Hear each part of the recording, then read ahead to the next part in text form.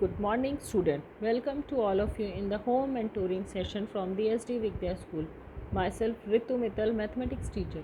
Student, as we are doing the chapter number 2, that is relations and function. Now, the today's topic is the relation. It is very important topic and listen it very carefully.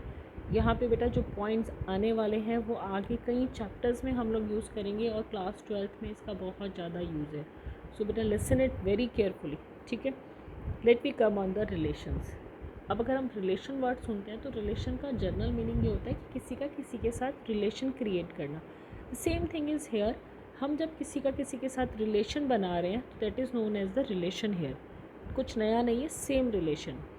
अब मैंने यहाँ पे क्या किया हुआ है, एक diagram लिया हुआ है. If you can see that there the two sets. ये एक सेट है, ये एक सेट है, set A and set B. अब मैंने यहाँ क्या किया, वन का रिलेशन ए के साथ क्रिएट किया, वन का रिलेशन बी के साथ क्रिएट किया. नेक्स्ट मैंने क्या किया, टू का रिलेशन बी के साथ, फिर टू का रिलेशन मैंने सी के साथ, एंड देन थ्री का रिलेशन बी के साथ क्रिएट कर दिया. तो ये तो सिंपल है कि हम इसको बोलते हैं एरो डायग्राम, जब हम रिलेशंस हम लोग फाइंड आउट कर रहे हैं. ठीक है. तो ये जनरल लैंग्वेज के लिए मैंने रिलेशन क्रिएट कर दिया. अब रिलेशन क्रिएट करने के बाद हमारे पास दो तीन चीज़ें आती हैं. तो रिलेशन डिफाइंड करना, यहाँ तो मैंने एक सिंपल वे में रिलेशन डिफाइन कर दिया. दूसरा आता है उसके डोमेन, कोडोमेन और रेंज. अब सुनने में बड़ा लग रहा होगा ये डोमेन, कोडोमेन और रेंज क्या है. I am telling you each and everything. Now first of all मैं बता रही हूँ, रिलेशंस को हम लोग दो तरीके से मेंशन करते हैं, मतलब उसको लिखते हैं, बताते हैं. जैसे सेट्स को रिप्रेजेंट करना होता था, in the similar way we can write the relations also. तो one is the roster form और other is the set builder form. तो ये दो मेथड है हमारे, रोस्टर फॉर्म और सेट बिल्डर फॉर्म, सेम जैसे हमने सेट चैप्टर में किया था. ठीक है. अब आते हैं डोमेन पर. तो डोमेन क्या होता है, अगर आप देखो यहाँ पे एक एरोज़ बन रहे हैं, तो हम इन एरोज़ को क्या बोलते हैं कि वन ने अपनी ना एक इमेज बनाई है, दैट इज़ ए. वन ने अपनी इमेज बनाई है डी. तो ये इसने इमेजेस बनाई है, दैट मीन्स अपना रिलेशन क्रिएट किया है यहाँ पे.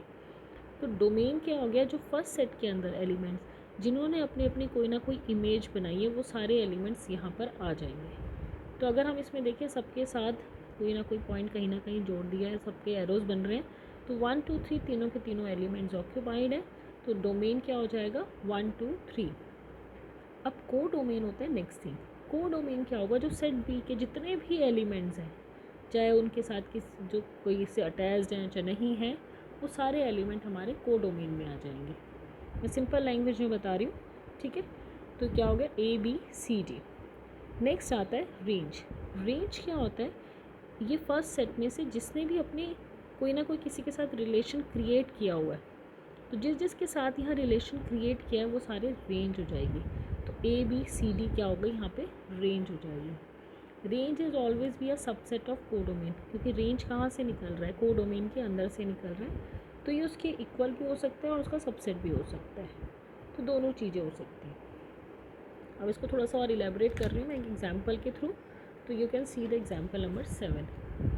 अब in the example number 7 there is a given a relation, sorry, A is a set who is having element 1 2 3 4 5 6. Now define a relation. relation किसके बीच में दिया हुआ है, इसको ध्यान से समझना. a relation from A to A, मतलब हमारे जो दोनों सेट हैं, दोनों सेट किसके हैं, जैसे यहाँ P और Q है, तो यहाँ पर भी A है और यहाँ पर भी A है. तो A ने ही A के साथ अपना रिलेशन क्रिएट किया है. अब वो रिलेशन क्या क्रिएट किया, X Y. That mean this is X, this is Y. y is equal to X plus one. Y की वैल्यू किसके इक्वल होगी, एक्स प्लस वन के इक्वल होनी चाहिए. अब नेक्स्ट इन्होंने बोला है depict this relation using an arrow diagram and write down the domain, codomain and range. तीनों चीज़ें हमें बतानी है फाइंड आउट करके. ठीक है, चलो करके देखते हैं. अब इन्होंने कहा था कि रिलेशन क्या है, ए से ए के साथ है.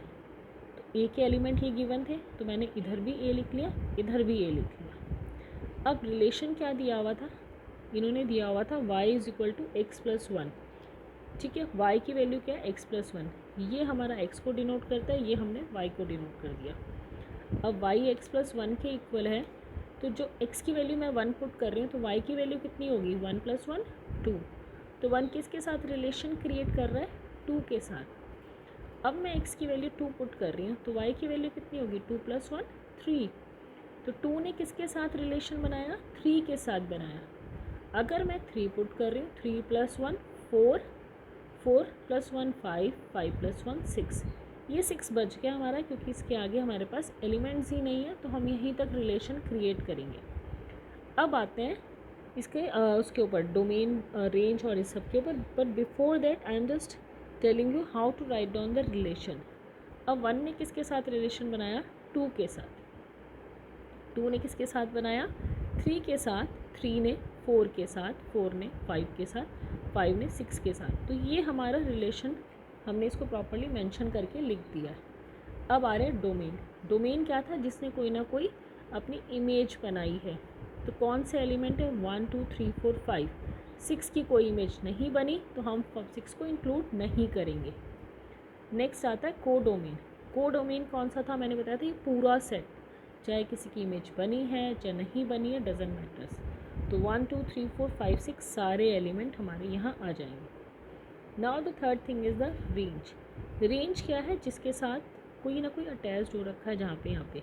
तो 1 के साथ कुछ भी नहीं है, तो 2 3 4 5 6 ये एलिमेंट्स क्या हो गए, हमारे रेंज के एलिमेंट हो गए। I hope that all of you get clear this. अब नेक्स्ट एक और चीज़ है, अब टोटल नंबर ऑफ़ रिलेशंस अगर हमें फाइंड आउट करने, ठीक है, अभी तक हमने क्या किया, ए इंटू बी किया, सबसेट्स किए। अब है टोटल नंबर ऑफ़ रिलेशन। अगर ए एलिमेंट, ए सेट है, उसके पास पी एलिमेंट है, B set is having Q element, तो we have N A cross B, that means number of element A cross B कितना होता था, पी इंटू क्यू।